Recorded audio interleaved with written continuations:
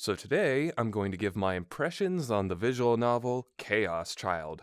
Why just impressions? Why not a review? Because I was not able to complete Chaos Child. So unfortunately, I cannot really give you my thoughts on the whole game, nor do I want to, because I cannot get myself to play anymore.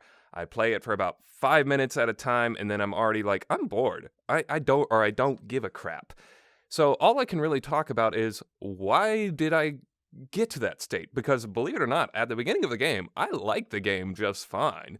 But after a while, for some reason, I just had no motivation. I got about 7.5 chapters in, and I just don't care anymore. And I started reading Danganronpa V3 with my girlfriend, and I had a lot more fun playing that. And I realized, you know what? I'm not playing Chaos Child because no longer am I going to force myself to read something I'm not enjoying. If I'm not enjoying it, I drop it. So I'm not saying I can't say for certain that Chaos Child is a bad visual novel. I just can say that I did not enjoy my time with it enough, or I did not get enough out of my time with it to really uh, motivate myself to keep playing. So I'd like to just go over why that may have came to be and what I experienced with the game. And I know you guys might say it gets better later, but I can't do that. I'm not gonna try and force myself to like things and force myself to press on. If I'm not hooked after like 7 hours of play, then that's telling me that I need to dedicate my time elsewhere. And I'm sure it probably does get a little bit better later, but it's just not worth it to me. Time is too precious these days. Um, but if I were to pinpoint exactly why I don't like this game, it is the main character, Takaru, who is given a lot of traits that Takumi from Chaos Head had, but they don't work at all compared to what, Takumi is. Takumi was written to be a little bitch, if you remember, if anyone read Chaos Head. He was written to be a little pansy ass bitch, right? That was his entire character. He was not written to be sympathetic. He was not written to be likable. And he was written to be an unreliable narrator. It's kind of why he worked. I get it that some people hated Takumi so much that they couldn't even read the visual novel, and that's fair enough. I'm not arguing with people who think that way. That's a very valid way to think about Chaos Head, and but the thing is, they, like, for example, they both have delusions, and Takumi had delusions because he was a little cynical bitch. And you weren't supposed to sympathize with this guy. It was just to kind of make it a more amusing on how completely pathetic this person is. Where Takaru, it's like, this is a character this game wants us to sympathize with. And these delusions just kind of serve to make him completely unlikable as a character. They just are so obnoxious and so out of place. Like, there's so many times where the game's trying to be serious or has a serious moment, and then delusion, and then it completely ruins the tone. In Takumi's case, since he was an unreliable narrator, those delusions, it was sometimes a question on whether or not anything was actually happening and whether or not if we should, like, get information from that delusion on other things. Where in Takaru's case, that's never really how I felt about them. It just felt like Takaru is just being a pervert, or he's just being a cynical bitch for really no reason. And that's another thing about Takaru. Here's the thing about Takumi. Takumi was a little cynical bitch, right? A little pansy ass bitch, like I said before. But that's because this is a guy who secluded himself, barely interacted with anyone, and spent all his time playing an MMO all day and surfing online, and lived inside a freaking steel box. And, basically interacted with basically no one and was really close to no one. So it made sense, kinda, why this person would be a cynical bitch. But Takaru, he has not only a best friend who comes over all the time, not only is he friends with, like, homeless people, not only does he have a very kind, loving, adoptive family, not only does he have a half-sister who's very doting on him, that he's a bitch to for really no good reason, if you ask me. It and he has a best friend that he interacts with all the time that he's like comfortable interacting with. I know that Takumi had Daisuke Ono's character in Chaos Head, but he wasn't like completely comfortable with that guy because I believe that guy was a popular character, so Takumi felt a bit weird talking to him, I think was the implication.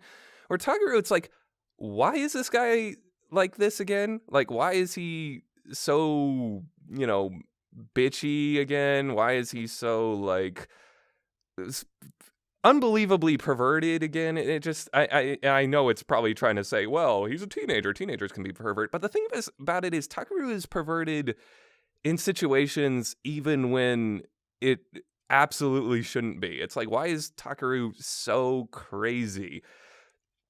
Like for the one moment in the game, this is, I guess, a sort of spoiler. So, but it's nothing that isn't in the common route of the game. Is that Nono gets hurt, right? Nono gets hurt, and that's his adoptive sister or whatever. But Nono gets hurt, and freaking Takaru is going to go visit her, and instead of treating the scene all seriously, what does he do? He has a perverted fantasy about her, about washing her back or washing off her sweat. And it's like, this is earlier in the game, we've already been experienced that Takaru has some sort of trust issue with Nono because she withheld information about his parents to him, or I think that was it. I don't really care, to be honest, but that essentially he had some trust issue with her. And yet he still has these perverted fantasies about her. And yet, even when she's hurt and he's supposed to be really caring and he inside really cares, he still has this perverted fantasy. It's like, this character's emotions are impossible to take seriously. Like, this character is impossible to take seriously. Takumi, the point of him was to not take him that seriously.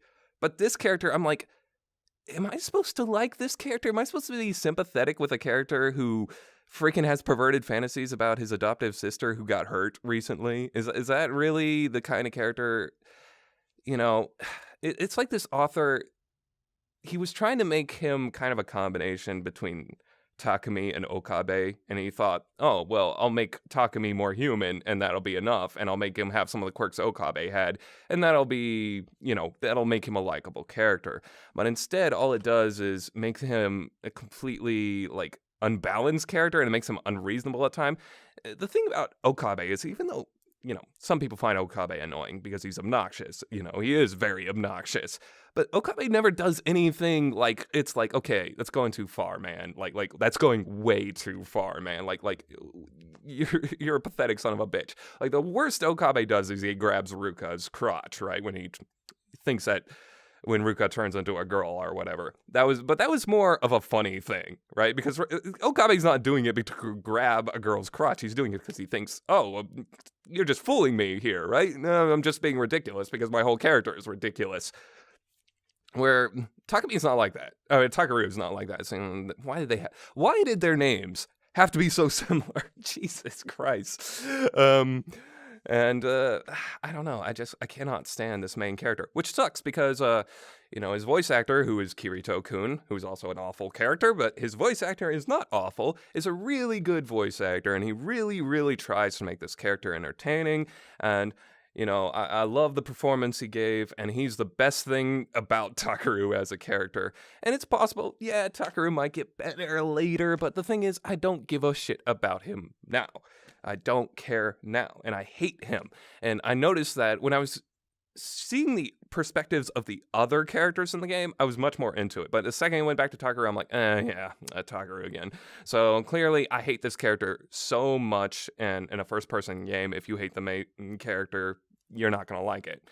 And that would be what I would call the main reason. The other reason is the cast in general is, even though it's like they're better than Chaos Head's cast, I would say as a whole, they're still not very good characters. This far into the game, I only really know anything about Nono. And it's like, I've played this game for 7.5 hours, and I feel like the only one who's a real character is Nono and Takaru to a lesser extent. And it just feels like this author is not using his time wisely. It's like Sarika just still feels like a moe blob. We got that one girl who's just a cool girl. We got Kazuki who's, and That's my entire character to go, like, I'm like, why is this writer so bad at writing consistent cast of characters? This is every single, and that's the other reason is I don't trust this writer. Like, I've read his works, and this is one of his main weaknesses is his character cast is unbalanced. And it's like he usually writes 3 good characters in the cast, and the rest are just kind of there. Happened in Robotics Notes, happens in Steins Gate Zero, happened in Steins Gate, happened in Chaos Head. In Chaos Head, there's only 2 characters worth noting, and that's Takumi and Bon. And that's the other thing, is the detective in this game is just a less interesting Bon. So, the funny thing is that Chaos Head was a train wreck, okay? I'm not trying to not say that. But at least I could read through it. And I think it was a much more engaging plot. It was just completely rushed at the end. It's like it only told like half the story, it felt like, and then just had a rushed ending. And I think, but where Chaos Child doesn't necessarily feel rushed, it just feels like it's very poorly structured and very poorly written. Like, when it's dealing with the plot, it's really fine, but when it's dealing with any slice of life or any kind of character moment with Takeru, the game is terrible, if you ask me.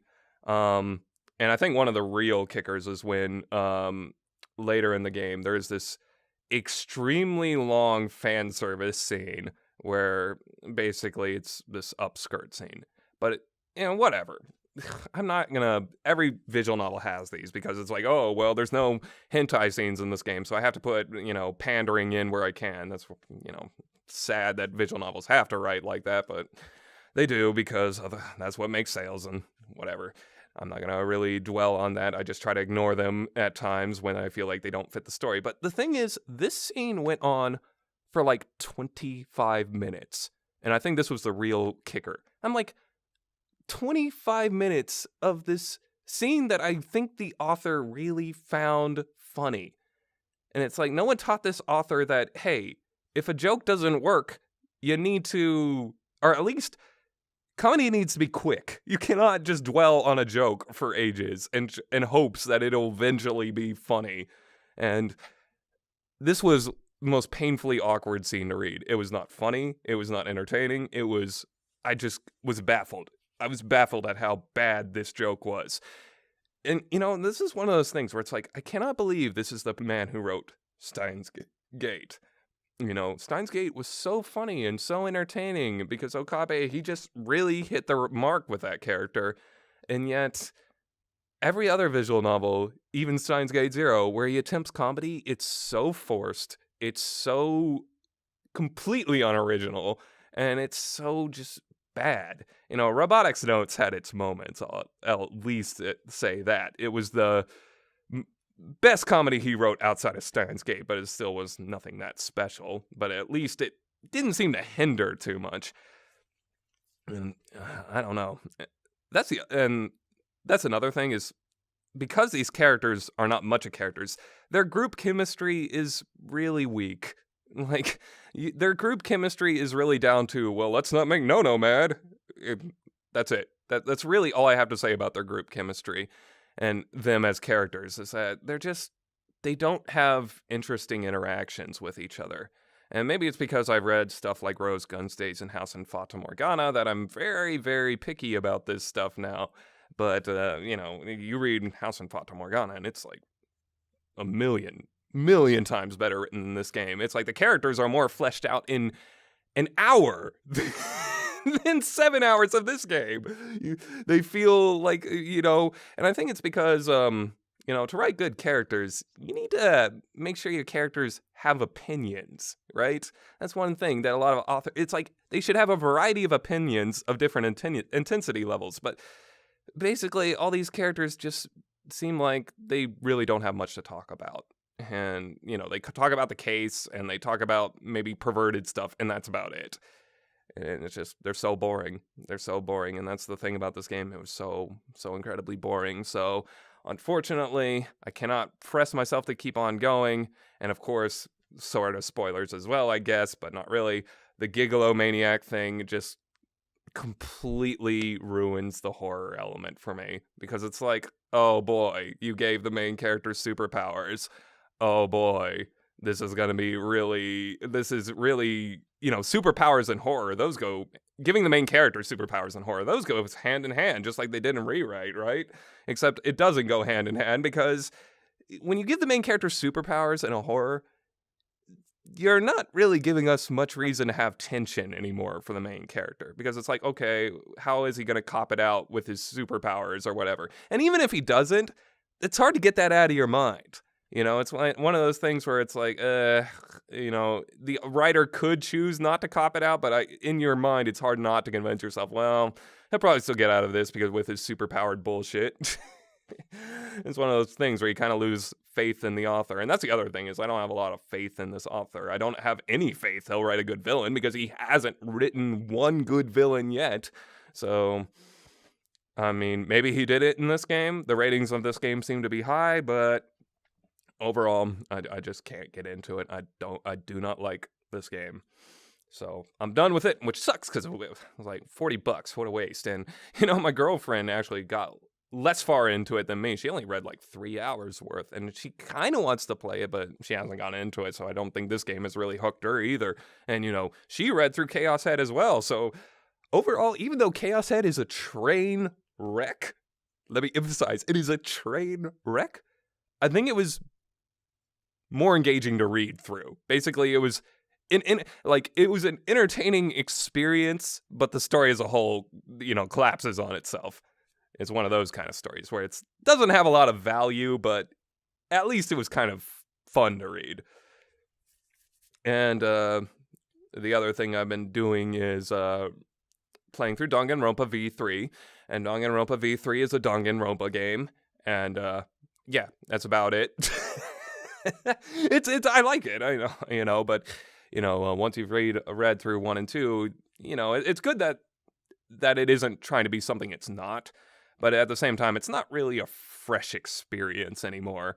And, they try to add little gimmicks like the Monokuma bears and the cubs or whatever, but still, at the same time, it's not necessarily a very fresh experience, and it's not necessarily a bad thing, immediately a bad thing, but it means it will not have the same impact the originals had on me, which, Danganronpa 1, I read through that game. Like, I did not put that game down. I did nothing but play that game until I was done. I would literally, I started it on a Friday after work that day, and then I started reading it, went to bed, got up to read more, and finished it on that Sunday. I was completely sucked into that game, and I'll always remember it as the one visual novel I did that for, where I just did not stop playing. And even though it's a very goofy and silly story, it was very engaging to read. It was very fun. It was outrageous, ridiculous, not necessarily greatly written or anything, but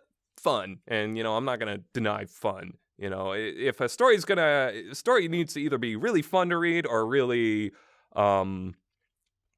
feel like you got a lot out of it. And it was the fun to read, and I'm not going to complain about fun to read. So that's that. I will give my thoughts on Danganronpa V3 when I finish it. In fact, I'll give my thoughts on the first. I think I'll do all 3 games.